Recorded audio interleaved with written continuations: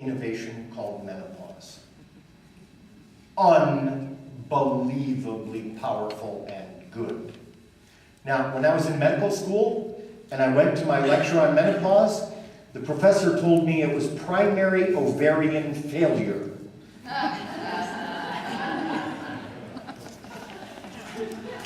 Kind of got that wrong. And of course, I was looking for the companion lecture, primary testicular failure. Never came.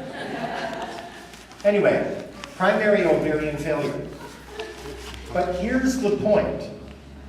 Human females experience menopause because it helps prepare a person to function effectively as a grandmother. So if you're 75 and you're nursing twins, does that appeal to you? No way! You can be 75 though and have the grandkids over for the weekend. Oh, you are built for that. You are made for it. I don't want to leave the men out because there's a corollary for the males also. Actually, starting in the kind of the early 30s, men lose about 1% of skeletal muscle mass per year. You can measure it. It's pretty consistent, despite the pictures of those crazy freak guys in the magazines. Normal aging, a 70-year-old has less skeletal body mass than a 30-year-old. And there's a very good reason for this, which is old men don't start fights in bars.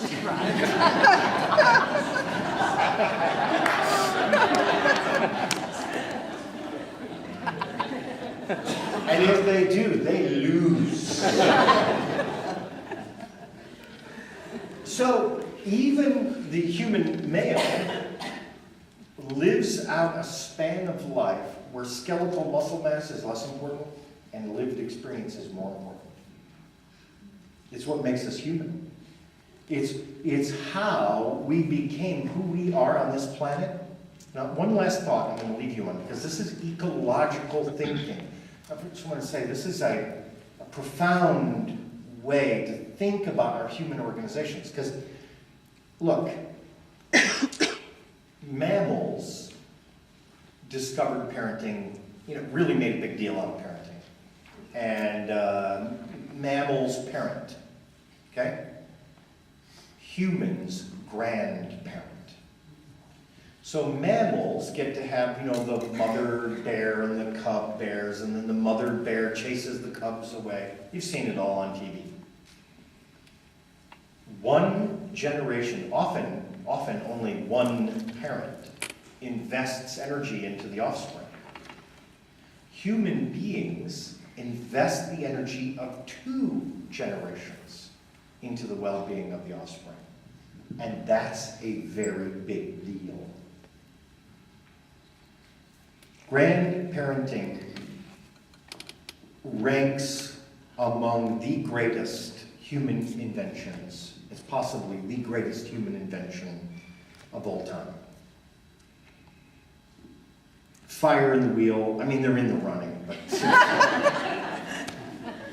if I had to choose, I would take grandparenting, because grandparenting gets me fire in the wheel in the long run. So, with this in mind, let's go back and talk about long-term care for a minute. We have a social, cultural problem, a catastrophe really, where we're creating sterile, lifeless environments and putting our most precious citizens in them. And when those people we put in the nursing home decline and despair and die, no one is surprised. What if instead we looked at old age as a part of the developmental structure of human life? I'm going to run you through a quick idea that, again, helps me with my thinking, helps me do what I do.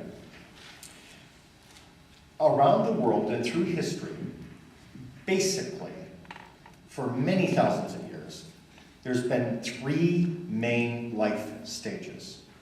You know them.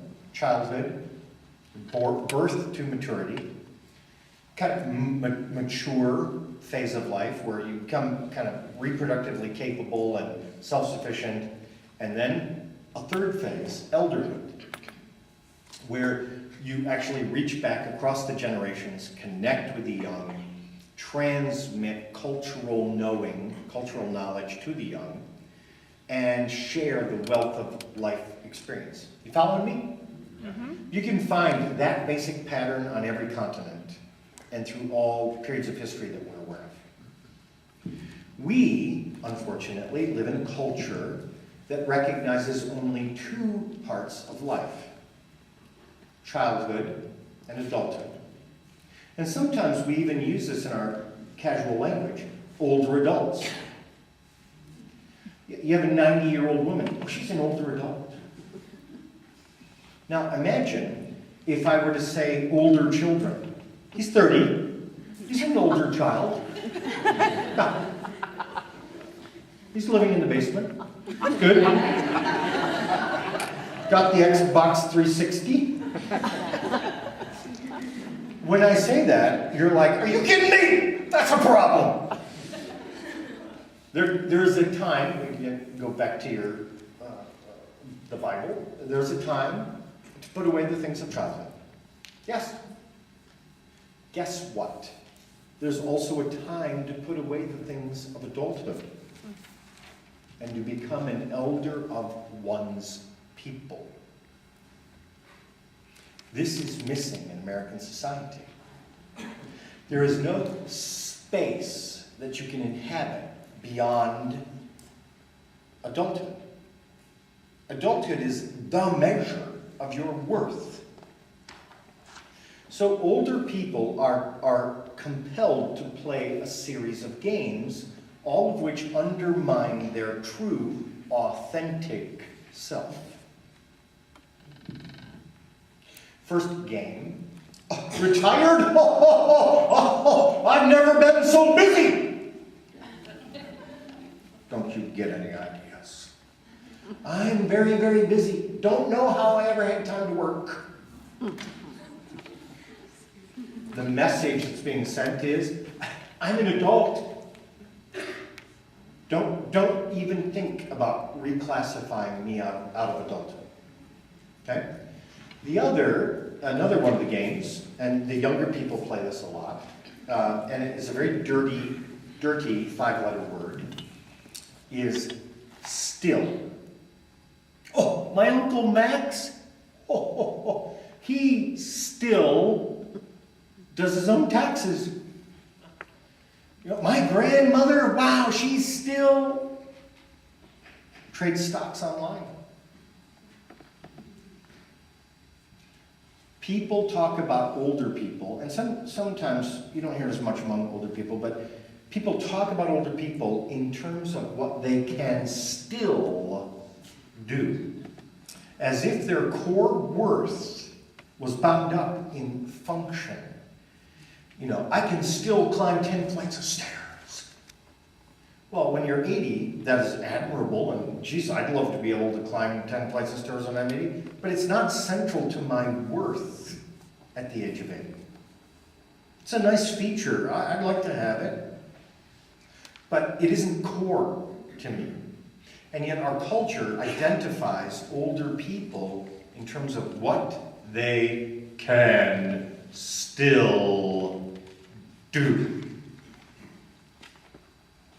One more unfortunate part of this is that in addition to losing out on elderhood, our culture is suffering from a malignant enlargement of adulthood.